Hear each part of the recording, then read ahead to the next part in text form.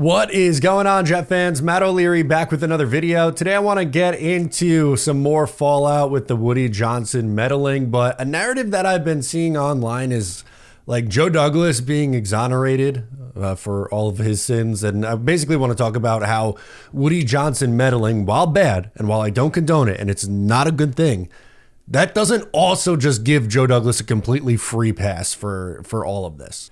Again, Woody Johnson meddles. Shocking. I know it's been proven for a very, very, very long time. But as I said, this doesn't just completely wipe the slate clean for Joe Douglas. He still deserves blame for some things that went wrong for the New York Jets. And in this article that came out last night, we still don't know how much of it is true. I think a lot of it does make sense, though, when you read the tea leaves of, you know, everything that's gone on since Woody Johnson's owned the Jets since 2000. Like, a lot of this checks out. Maybe not all, but a lot of it checks out.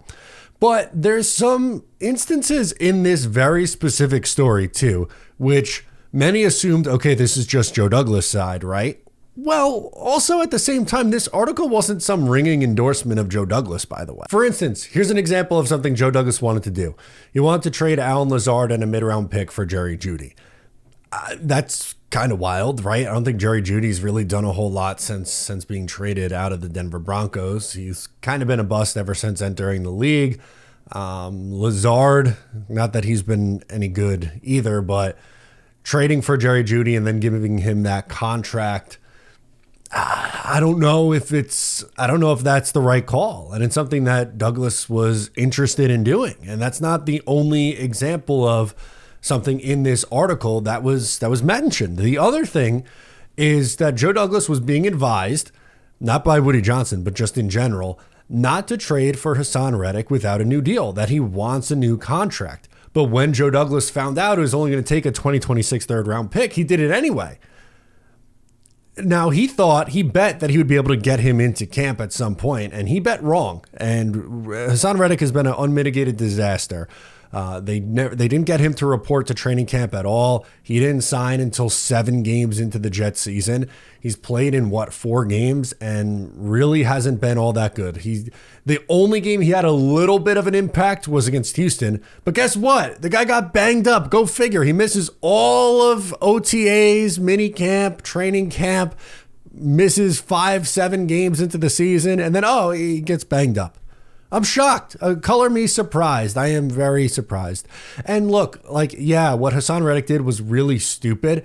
And I get people who just want to point the finger and be like, well, this is Hassan Reddick's fault. Believe me, Hassan Reddick has a big portion of the pie of blame going around too. But again, Douglas is being advised in the first place, don't trade for the guy. Don't do it unless you have a contract in place for him. He wants a new deal.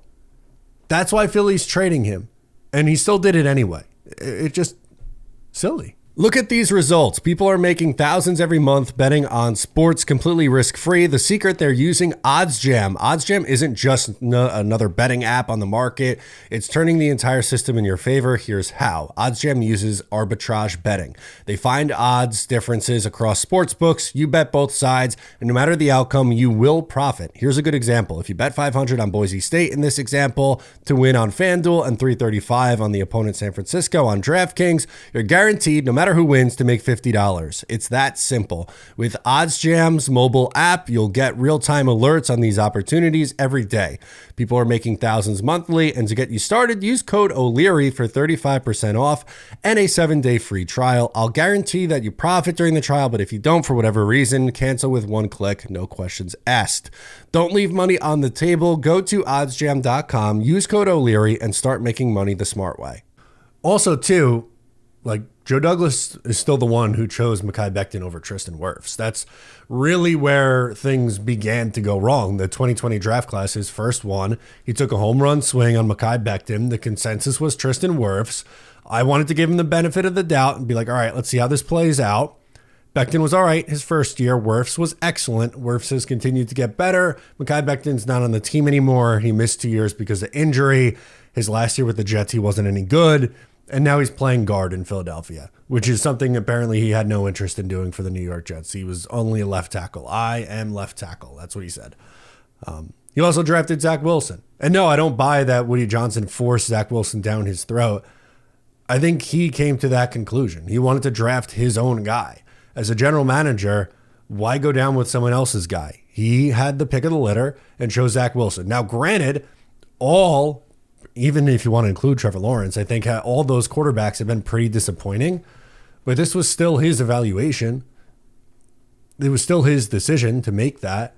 Someone, even if it in your mind made sense at the time, if it still doesn't go right, someone has to be held accountable for it. It's not just, think about any job that in the real world. If you're the lead on a project and the project doesn't go well, even if you thought that's what the right thing to do at the time was, and it fails miserably, someone's still held accountable for it. And Joe Douglas is that guy in this spot. I don't know if Woody Johnson was exactly pounding the table for Jabari Zuniga or Ashton Davis or Izzy Abanikanda, or pick any random mid-round guy out of a hat. Yeah, I'm happy that Joe Douglas was able to find some UDFA talent.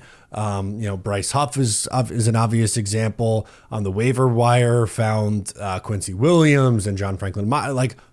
All of these things, yes. But there were also a lot of misses. Michael Carter in the later rounds hit. Have they ever found an impact piece outside of round 1 or round 2 on the offensive side of the ball? Not yet. Not yet. And Malachi Corley isn't looking like he's going to change that. I hope he does. I really do.